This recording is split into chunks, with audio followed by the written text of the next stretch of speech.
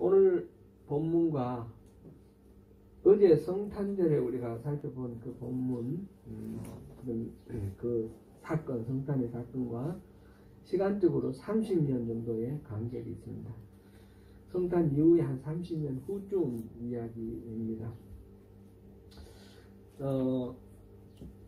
성탄 이후에 지금 30년 후에 지금 요한이 예수님에게 증언하는 이 사이에 예수님의 유년기의 생활에 대한 기록은 그다지 별로 없습니다. 누가복음에 딱 두 군데가 나오는데, 어제 우리가 본 게 예수님이 태어난 지 8일째 성결례를 하기 위해서 성전을 찾았던 그 사건이 탄생부터 있었던 그 이후에 있었던 하나의 사건이고요. 그 다음에 또 보면 누가복음에 예수님께서 나이 12살 되었을 때 부모와 함께 예루살렘에 그 유월절을 지내기 위해서 찾으셨다가 부모하고 떨어져서 성전에서 선생님들과 얘기하고 있던 그런 장면. 그래서 부모들은 고향으로 돌아가다가 보니까 이 아들이 없어서 다시 찾아와서 막 책망을 하는데, 이 아들이 내가 아버지 집에 있어야 할 줄 몰랐습니까? 이렇게 묻는 그런 장면이 나오죠. 바로 예수님이 그때부터 나는 하나님 아버지의 아들이다 라는 것을, 자기의 정체성을 그렇게 밝혔습니다. 예수님의 성장 과정에 대한 기록은 없는데 아마도 이거는 다른 본문에 나오는 말씀들과 비춰볼 때, 문맥 전체를 비춰볼 때 예수님은 목수이신 아버지를 뒤이어서 그 목수를 배우고 목수 일을 했던 것으로 그렇게 보입니다.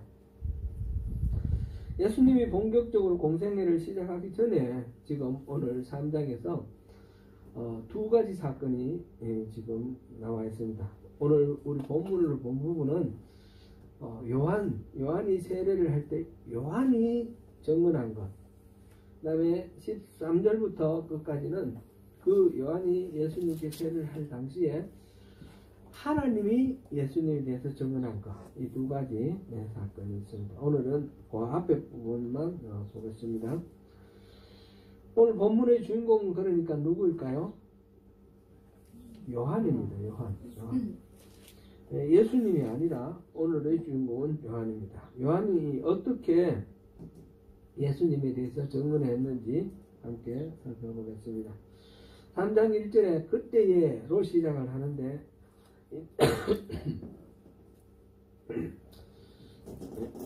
in those days, 영어로 그렇게 번역되어 있고요. 그 무렵에 이런 뜻인데, 여기서 말하는 그때는 2장의 사건하고는 아주 한 30년 격차가 있는 거죠. 예수님께서 공생할 그 무렵이 되었을 때에 그때의 역사를 펼치기 위해서 지금 꺼내는 말입니다.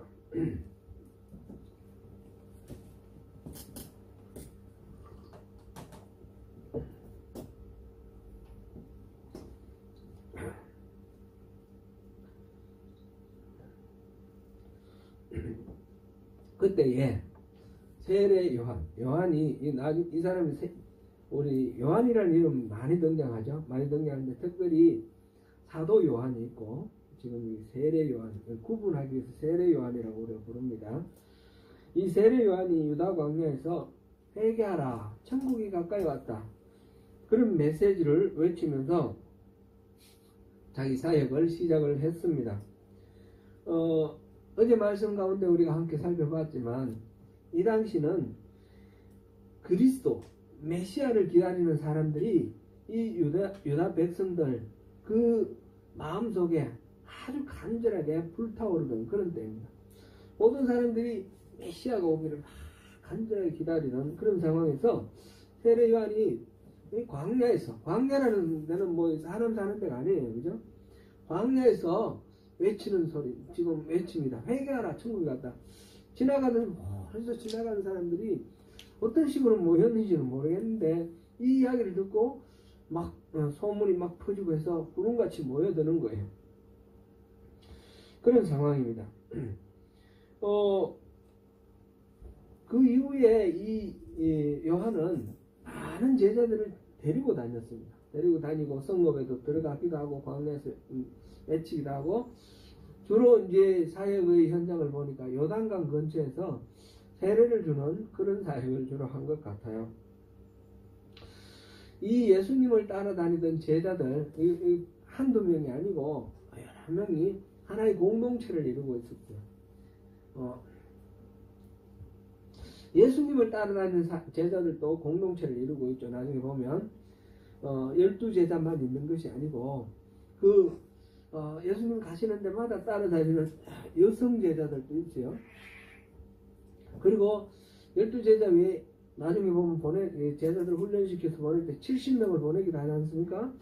70명이 되기도 하고 그 이상 되기도 하고 많은 제자들이 예수님을 따라다니는데 요한도 마찬가지입니다. 여러 기록을 보면 요한이 죽고 난 뒤에도 몇십 년 동안 이 요한을 따라다니던 사람들의 그 공동체가 유지가 되고 있어요. 요한 제자 공동체, 줄여서 요한 공동체가 이렇게 유지가 되고 있습니다. 마태복음 4장 18절에서 22절 보면 예수님께 가장 먼저 제자가 된 사람들이 나오는데, 그 사람들이 시몬과 안드레, 이제 피싱하고 있는 시몬과 안드레였는데, 이어서 야고보와 또 요한도 그렇게 예수님의 제자가 되죠. 그런데 요한복음 1장 35절 42절 보면 그 세례 요한을 쫓아다니는 제자들 중에 두 사람이 예수님이 지나가는 거 보고 세례 요한이 하나님의 어린 양이다 이렇게 말하는 이야기를 듣고 그 요한을 떠나서 예수님을 따라가게 돼요. 그 두 제자 중에 한 사람이 안드레입니다. 안드레가 나머지 한 사람은 이름을 알 수가 없고, 그러니까 안드레는 원래 세례 요한의 제자였죠. 나중에 우리 마태복음에 보면 시몬과 안드레가 고기 잡고 있는데 예수님이 오셔서 나를 따르라 하니까 따라오죠. 이런 것이 미리 안드레가 예수님에 대해서 들은 이야기가 있고, 그래서 자기 형 시몬에게 메시아가 왔다 그런 이야기를 미리 나누었어요. 그래서 나중에 이렇게 부를 때에 따라가는 그런 상황이 되었던 것을 우리가 여러 복음을 이렇게 같이 어울려서 볼 때 알 수가 있습니다.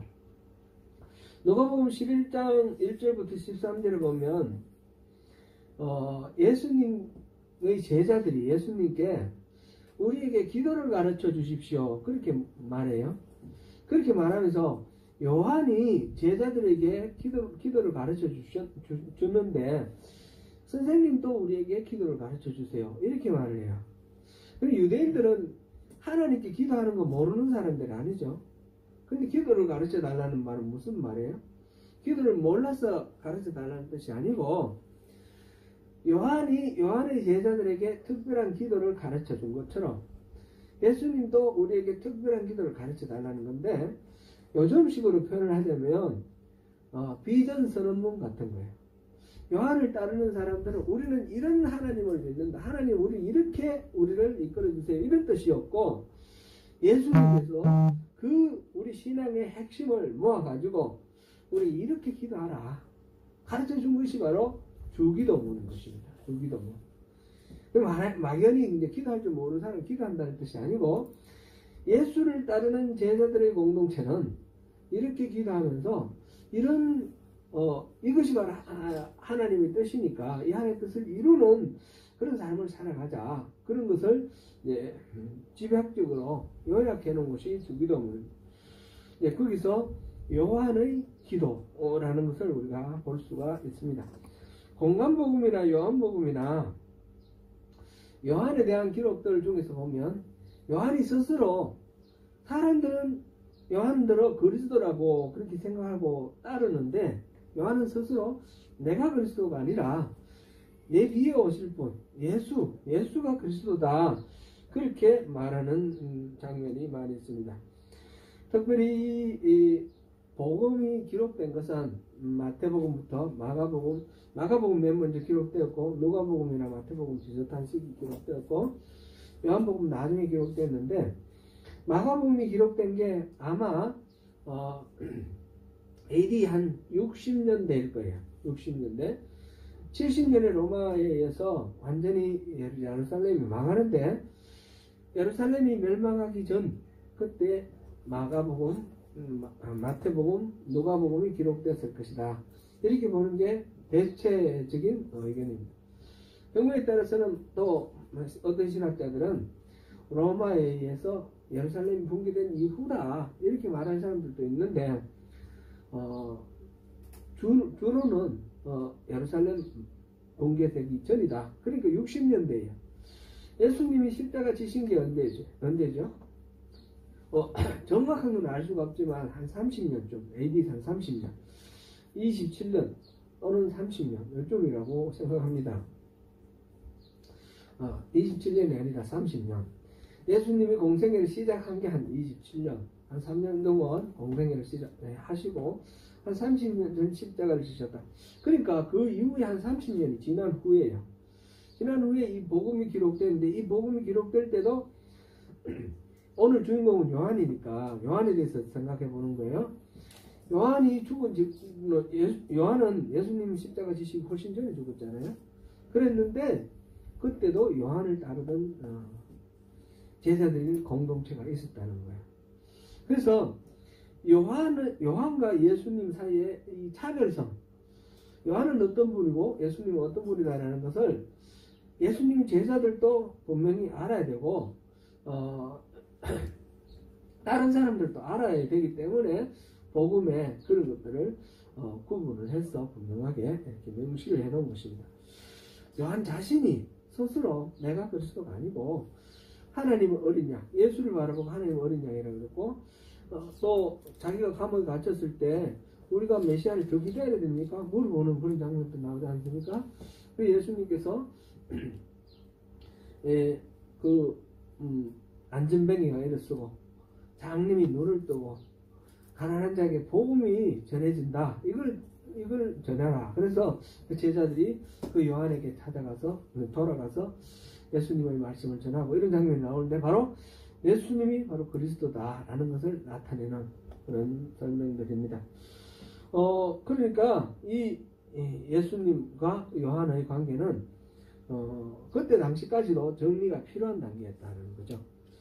예수님이 맨 처음에 공생애를 시작하실 때 지금 세례를 받으시고 있고 세례 받고 난 뒤에 뭐 하셨어요? 광야에 나가서 시험을 받았어요. 시험 받고 난 뒤에 그 다음에 예수님이 공식적으로 사역을 시작할 때 맨 처음 제1성의 메시지가 뭐예요? 회개하라, 천국이 가까이 왔다. 이 요한의 메시지하고 똑같죠? 다른 이야기도 있었겠지만 핵심 메시지는 같다는 얘기입니다. 그러면 예수님이 요한의 그 카피라이터, 저작권을 이렇게 침해한 건가요? 예수님이 요한을 흉내낸 걸까요? 뭐 그런 생각도 할 수가 있는데 마태가 지금 정리하고 있는 것은 그게 아니라는 겁니다. 요한이 기록한 마태의 입장에서는 요한이 예수님의 사역을 미리 길을 닦았다. 그렇게 보고 있습니다. 오늘 본문 3절 같이 한번 읽어볼까요? 시작. 그는 선지자 이사야를 통하여 말씀하신 자라 일렀으되 광야에 외치는 자의 소리가 있어 이르되 너희는 주의 길을 준비하라 그가 오실 길을 곱게 하라 하였느니라. 마태는 이사야 40장 3절 말씀을 인용하면서 이 광야에 외치는 소리, 요한은 광야에서 외치는 소리인데 그 외치는 소리가 말하기를 이스라엘 백성들에게 외치는 거죠. 바로 주의 길을 준비하라. 주의 길을 평탄케 하라. 곧게 하라. 그렇게 말을 했습니다. 그러니까 이스라엘 백성들은 이 광야에서 외치는 사의 소리를 듣고 뒤에 곧 이어서 주님이 오실 거다, 메시아가 오실 거다라는 걸 깨달아 알게 되는 거죠. 그렇게 지금 요한의 역할을, 주님이 오시는 길을 굽어진 길을 곧게 하고 또 평탄하게 준비하는 그런 역할로 지금 이야기를 하고 있습니다. 뒤에 올 사람을 위해서 길을 닦아서 이렇게 정리하는 것, 이거는 뭐 걸리지도 않고 불편함도 없이 잘 나가게 한다 그런 뜻이고, 물리적으로 길을 그냥 도로 어떤 공사한다 그런 뜻보다 그런 뜻은 아니겠죠. 어떤 사람들이 나태하고 이렇게 잘못 빠져있는 그런 생각들을 각성시켜서 뒤에 오는 주님을 예비할 수 있는 충분한 준비를 갖추게 하라, 그런 뜻이죠. 길을 닦는 것은 참 수고가 많습니다. 그러나 뒤에 곧이어 올 사람들에 대한 서비스로는 아주 소중한 그런 섬김이 됩니다. 이 길을 곱게 하라, 준비하라 그러니까 엉뚱한 기억이 자꾸 떠오르는데, 우리 남성들, 한국의 남성들은 군대 가잖아요. 군대 가서 도로 작업하는 거 참 그게 자꾸 떠올라요. 저는 전방에 있었는데 사단장이 온다든지 뭐 이런 높은 사람이 온다 그러면 미리 그 도로에 나가가지고 차가 다니다 보면 뭐 파이기도 하잖아요. 파인 것도 이제 또 메꾸고, 돌이 이렇게 막 몰려있으면 그걸 헛고, 그 다음에 쓰레기 같은 게 없도록 이렇게 쓸고 이렇게 도로 작업을 하는 거예요. 근데 그게 전방이니까 그저 뭐 몇 미터가 아니고 몇 킬로예요. 뭐 10km 이래 되기도 합니다. 그렇게 도로 작업을 하는 거예요, 미리. 그런데 그냥 집차 타고 싹 지나가고 싹 가버리는 그 길을 위해서 몇 시간 동안, 어떨 때는 며칠 동안 그렇게 도로 작업을 하고 그렇게 했던 기억이 납니다. 사실은 뭐 표가 안 날 수도 있는데 높은 사람의 입장에서는 그렇게 해가지고 병사들이 준비해 놓으면 기분 좋겠죠. 요한이 이렇게 길을 닦아 놓으면 예수님은 똑같은 말, 회개하라, 천국이 가까이 왔다 라고 똑같은 메시지를 전해도 요한이 그 전할 때의 마음가짐하고 예수님이 전하실 때의 마음가짐이 다를 겁니다. 백성들이. 그만큼 요한을 통해서 마음이 더 많이 열려 있을 것이고 더 많이 준비되어 있을 것입니다. 그래서 길을 평탄케 하는 사람, 광야에서 외치는 소리, 그것이 바로 요한의 아이덴티티, 준비하는 사람입니다. 요한은 그리스도가 아니라 그리스도를 위해서 준비하는 사람이다 하는 것을 여기서 볼 수 있습니다. 세례 요한은 이스라엘 백성에게 그리스도가 오심을 예배하기 위하여 회개하라 라고 외쳤는데, 잠깐 제가 또 빠뜨린 게 있어서 다시 돌아가서 말씀드립니다. 이 요한이 예수님을 위해서 준비하는 자로서 이렇게 왔는데, 이 사람의 행색을 보니까 약대털 옷을 입었다는데, 낙타털이에요. 낙타 가죽으로 그 털로 옷을 입었고, 허리띠도 가죽띠를 띄었고, 먹는 것은 메뚜기와 석청이라고 하는데, 석청은 뭐예요? 석청은 바위 틈에 벌이 집을 지어가지고 그 꿀통을 만들어 놓은 거예요. 그 바위 틈에 있는 그 야생 꿀, 그거를 채취해서 먹는 겁니다. 이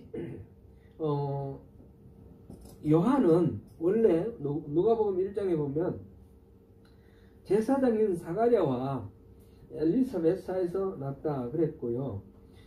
제사장의 아들은 세습 때는, 제사장이라는 지위는 세습이 됩니다. 그러니까 당연히 제사장이 되겠죠. 그런데 지금 이 요한의 행색을 보면 제사장과는 전혀 다른 그런 상황입니다. 농사지어서 만든 빵을 먹는 것이 아니고 들판에서 메뚜기 잡아먹고 자연에서 퇴치해서 이렇게 산다는 거죠. 세상을 떠나서 속세를 떠나서 이 광야에서 은둔 생활을 하고 있다는 것을 볼 수 있습니다. 우리 여러 번 역사를 배웠는데 마카베오 혁명이라는 거 우리가 들었죠. BC 한 165년 이쯤 일어났. 그 전후에서 혁명이 일어났어요.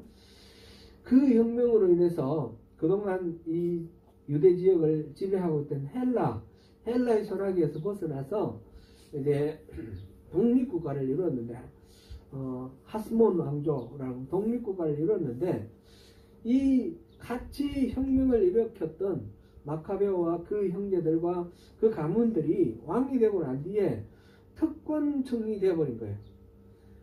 그러니까 같이 이 혁명에 참석했던 사람들이 그 중에서 이제 파가 나눠집니다. 대표적으로 세 개의 파가 나오는데 첫 번째가 사두개파. 사두개파는 왕족과 귀족들입니다.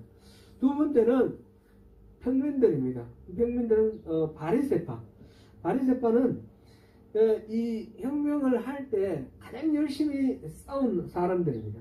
그런데 이들이 특권층이 왕족과 귀족들이 생겨가지고 백성들 같이 혁명을 했던 백성들을 지배하고 군림하는 그런 자리에 올랐으니까 반발을 해서 그들은 이제 율법으로 돌아가자 해서 율법 연구하던 그런 사람들이 있고, 이 권력의 현실에 아주 염증을 느끼고 아예 이 세 속에서 떠나서 광야에 나가서 은둔 생활하는 사람들이 생겼어요. 그 사람들이 에세네파예요. 이 에세네파는 그렇게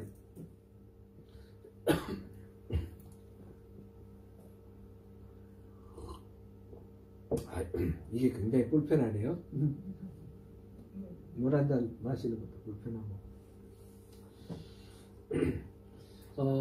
1947년에 사해, 이스라엘에 있는 그 사해 근처에 어떤 그게 보면 광야고 척박한 땅, 풀도 없는 그런 곳이에요.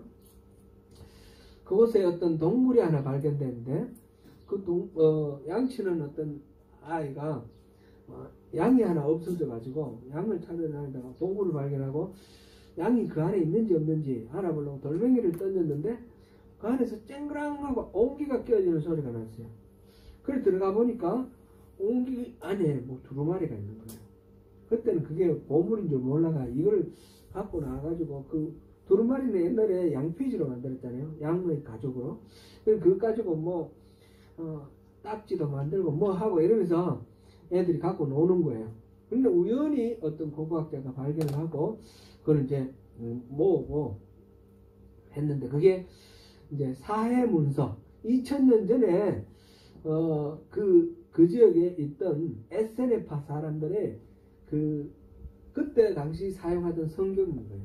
2000년 전의 성경이 그거는 이제 구약 성경이죠. 구약 성경. 오늘날 우리 성경하고 이렇게 비교해 보니까 거의 일치하는 거예요. 그래서 아주 놀라운 발견을 했는데 그 동굴 이름이 쿰란 동굴입니다. 쿰란 동굴. 쿰란 동굴의 그 신앙생활을 했던 공동체가 다름 아니라 에세네파입니다. 요한은 이 에세네파에 속했던 사람으로 그렇게 생각됩니다.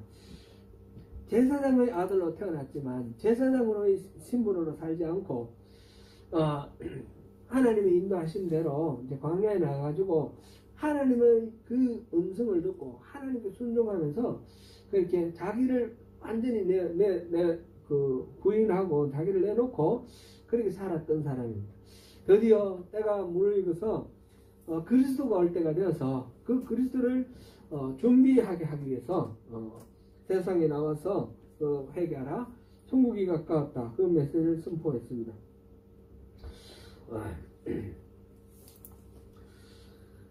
선지자들이 예언자, 선지자 뭐 같습니다. 등장할 시기는 대체로 다 위기의 시대죠.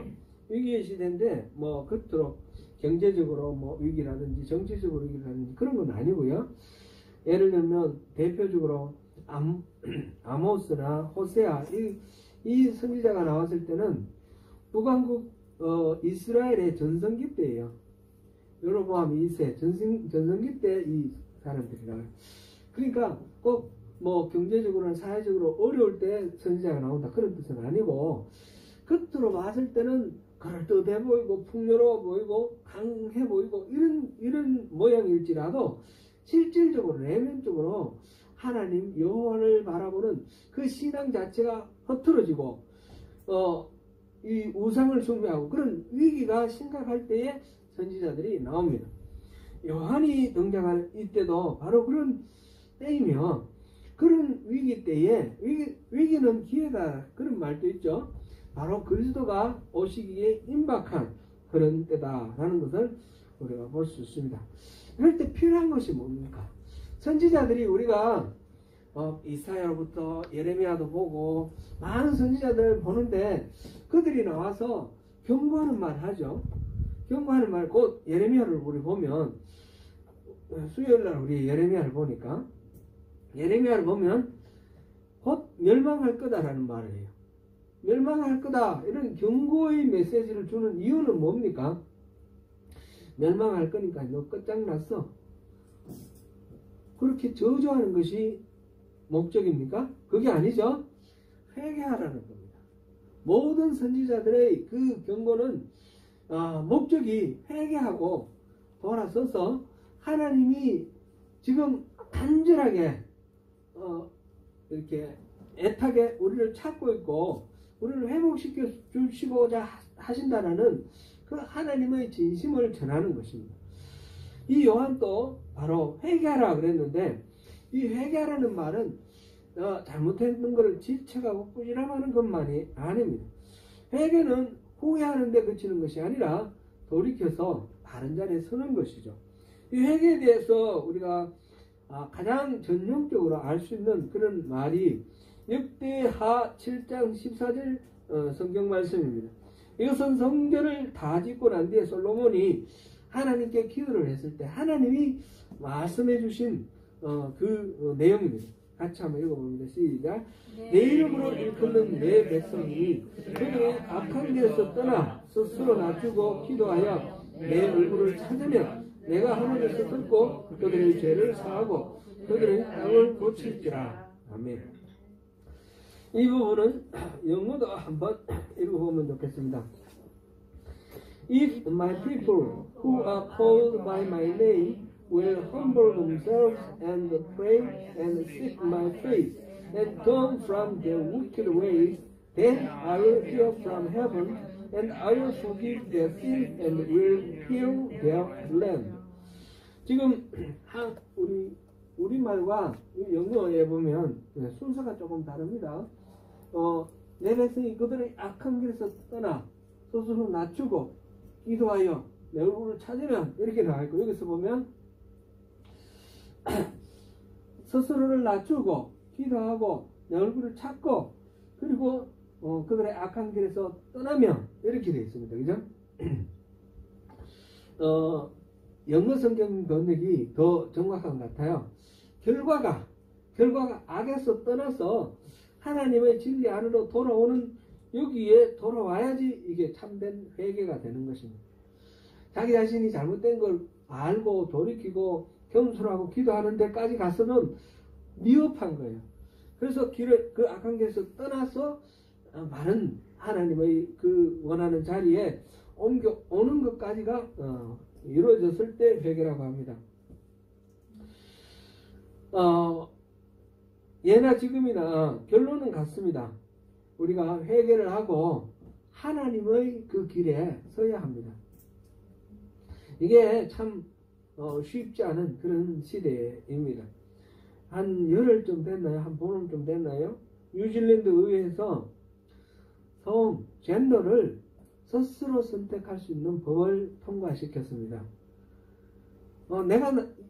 제가 여자라고 제 스스로의 성을 등록을 하면 제가 여자가 되는 거예요. 여러분들 보시기에 뭐 어떻게 보시든지 간에 저는 여자가 되는 거예요. 겉으로 드러나는 모습은 아무리 상관없어요. 자기가 선택할 수 있다는 거죠. 그러면 여성 전용 시설에 들어갈 수 있는 거예요. 여성의 탈의실에 들어갈 수 있는 것이고. 그래서 이건 좀 심각한 것 같아서 법안이 그동안 여러 번 히어링을 하고 할 때 저도 뭐 의견을 제출하고 그랬습니다. 성이라는 것은 하나님이 이렇게 정해 주시는 것이다 라는 데 대해서 반대를 하는 거예요. 누구든 자기가 선택할 수 있다. 그래서 성 전환도 할 수 있지만 전환 안 하고 있는 그대로 지금 그대로 살면서 나는 뭐 여성이다 남성이다 스스로 그걸 판단할 수 있다는 거죠. 여성도 있고 남성도 있고 여성 남성 아닌 것도 있고 여성 남성 둘 다이다 그래도 되는 거고 막 그런 거예요. 이게 막 저는 잘 모르겠어요. 혼란스러워요. 근데 의회에서 만장일치로 통과됐습니다. 반대하는 사람 하나도 없이 만장일치로 이 법이 통과되었습니다. 참 좀 복잡하죠. 곤란하고. 그 다음에 전환금지법이 또한 통과됐습니다. 전환금지법은 성소수자의 경우에 이제 부모나 또는 목회자나 기도하면서 그 성에 대한 자신의 아이덴티티를 바르게 잡아주기 위해서 전환 치료하는 것 이런 모든 것들을 금지하는 법입니다. 그거 하는 것 자체가 억압이라는 거죠. 차별이고 억압이라는 거죠. 그래서 부모가 이제 애가 이제 남자인데 자기는 여자라고 그러고 막 그럴 때에 너 남자야 뭐 이런 식으로 하면 안 되는 거예요. 원하는 대로 그대로 내버려 둬야 되는 거죠. 그게 지금 법이 통과가 되었습니다. 이거 아마 같이 통과된 것 같아요. 정확하게 제가 그것도 제가 의견을 내고 막 히어링 하는 그 과정을 겪기 때문에 같이 통과된 거 아닌가 이런 생각됩니다. 성경적인 가치관과 이 세상의 가치관이 충돌하는 것이 아주 첨예하게 충돌을 하는데 우리가 어떤 기준을 가져야 될지 좀 헷갈리는 부분이 있습니다. 제가 지금 이게 지금 심각한 문제다라고 말씀을 드렸지만 그렇다고 해서 성소수자를 차별하자거나 또 뭐 억압하자거나 그런 식으로 전환 치료라는 그런 제목으로 강제로 뭐 어떻게 하고 그 때문에 성소수자 중에 뭐 자살하고 이런 일들이 많은데 그런 식으로 강요하는 그것이 정당하다 이렇게도 말할 수도 없는 겁니다. 분명히 차별은 금지되어야 되고 소수자의 상황은 또 보호되어야 되고 그렇습니다.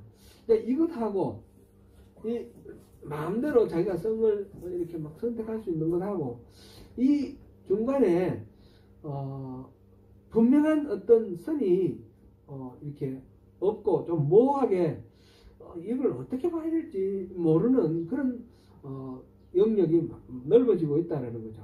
어렵다는 거죠. 어떻게 해야 되겠습니까? 결론은 우리가 성경에 나오는 문자 그대로 막 이렇게 적용하기는 어렵습니다. 성경은 또 많은 부분 문화적인 요소도 이렇게 있기 때문에 그걸 분별을 해서 참으로 하나님의 뜻이 어디에 있는가 그거를 연구를 하는 그게 이제 신학이죠. 신학적인 연구의 결과도 우리 신앙생활을 하면서 또 이렇게 판단을 하고 받아들이고 그런 부분이 있어야 합니다. 그런데 그 모든 경우에서 기준을 잡는 것이 참 어렵습니다. 그러니까 우리는 더욱 깨어서 하나님의 다름줄을 찾아야 할 것이며 하나님께 지혜와 계시의 영을 허락하셔서 이 헷갈리지 않고 분별할 수 있도록 도와주십시오. 이 세상의 가치관에 우리가 휩쓸리지 않도록 우리에게 분명한 그런 것들을 분별할 수 있는 이 분별력을 허락하여 주십시오. 우리가 끊임없이 기도를 해야 할 것입니다.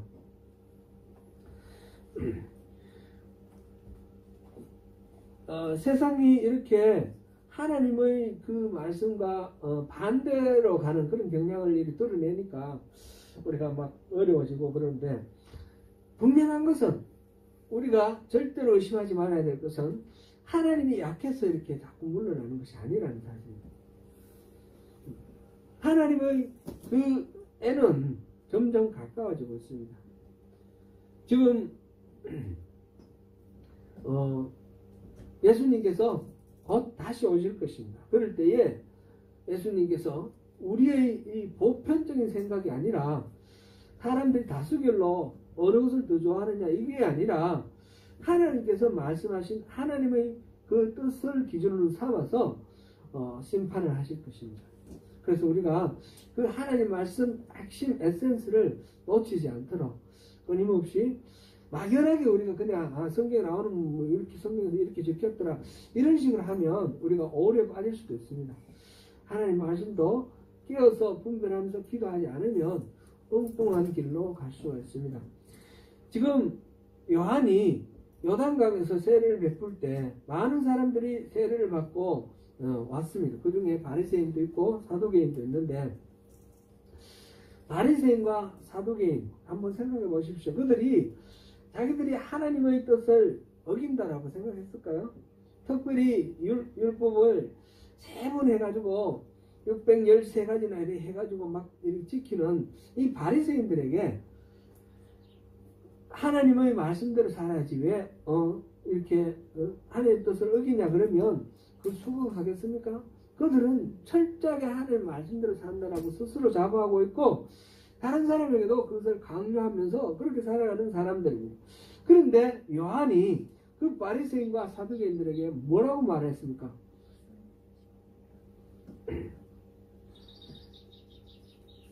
독사의 자식들아, 그렇게 말했습니다.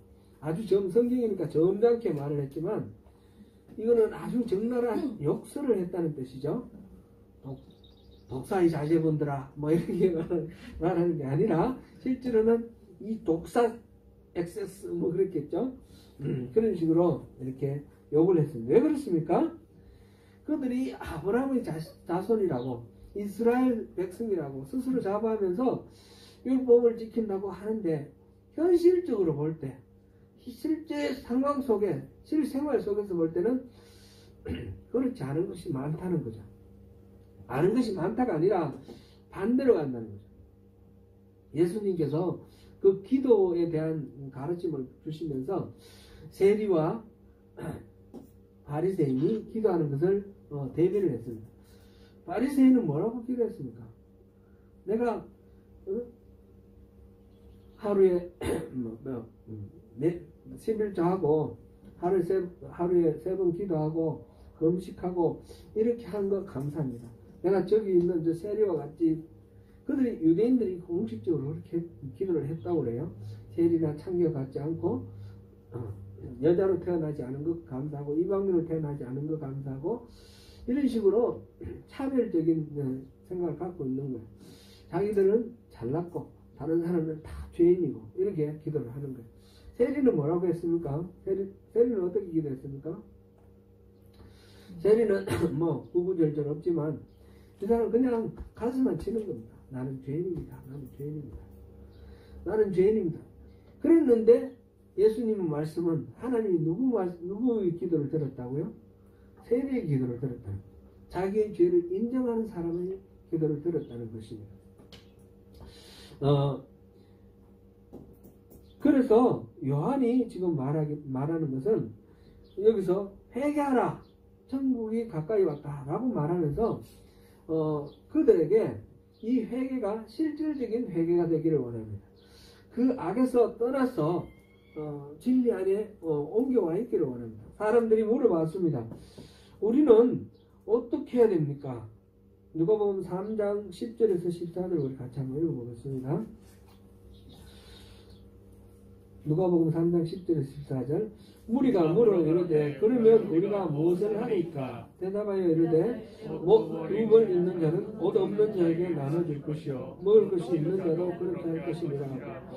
세리들도 세리를 받고자 하여 와서 이르되 선생이여 우리는 무엇을 하리까 하며 이르되 부과된 것 외에는 거두지 말라 하고 군인들도 물어 이르되 우리는 무엇을 하리까 하며 이르되 사람에 대해서 간탄하지 말며 거짓으로 고발하지 말고 받는 분명히 객관 일로 아니라.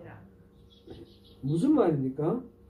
자신의 삶에서 정직하고 바르게 살라는 말씀입니다.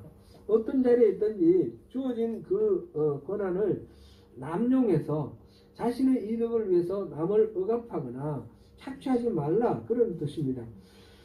요즘 수요 예배에서 살펴보는 예레미야에서는 이거를 공의와 정의라고 그렇게 표현을 했습니다. 영어로 just and right, justice and righteousness, 이렇게 번역을 하고 있습니다. 이 공의와 정의는 그러면 구체적으로 뭡니까? 예레미야서 7장 4절부터 7절을 한번 읽어보겠습니다. 같이 읽습니다. 너희는 이것이 여호와의 성전이라, 여호와의 성전이라, 여호와의 성전이라 하는 거짓말을 믿지 말라. 너희가 만일 길과 행위를 참으로 바르게 하여 이웃들 사이에 정의를 행하며 이방인과 고아와 과부를 압제하지 아니하며 무지한 자의 피를 이곳에서 흘리지 아니하며 다른 신들 뒤를 따라 화를 자초하지 아니하면 내가 너희를 이곳에 살게 하리니 곧 너희 조상에게 영원 무궁토록 준 땅이니라. 아멘. 지금 성전 앞에 나와서 성전에 예배하러 가는 그 무리들을 향해서 예레미야가 이것이 여호와의 성전이라 하는 거짓말을 믿지 마라. 그렇구만. 이거는 성전이 아니다. 그러니까 이 제사장들과 관원들이 예레미야를 잡아 죽이려고 하는 그런 상황입니다. 그때 예레미야가 하는 말이 이겁니다.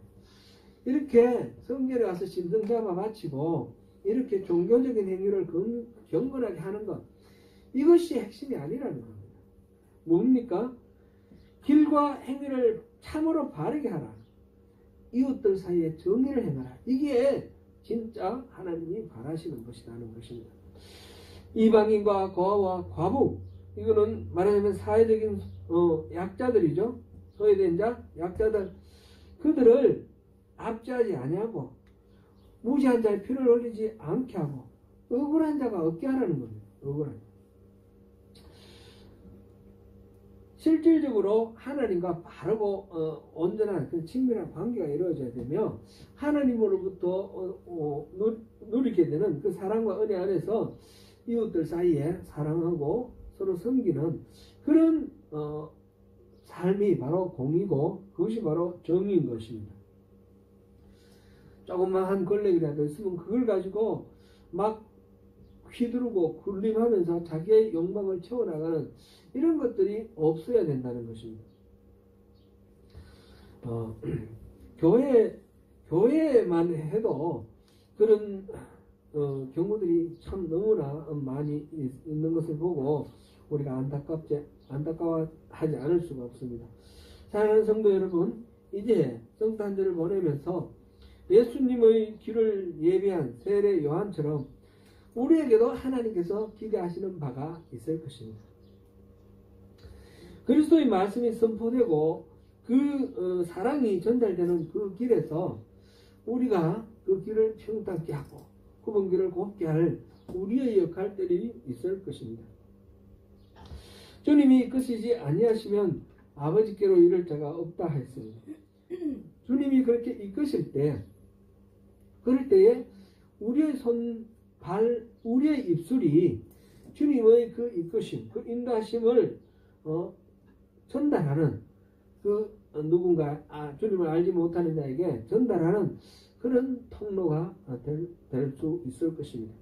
이제 한 해를 마무리하는 송년주일에 우리가 우리의 손발과 입술을 통해서 주님의 일하심이 준비되고 예비되는 그런 인생 되시기를 결단하시면서 주님의 은혜를 듬뿍 누리시는 저와 여러분 되시기를 축원합니다.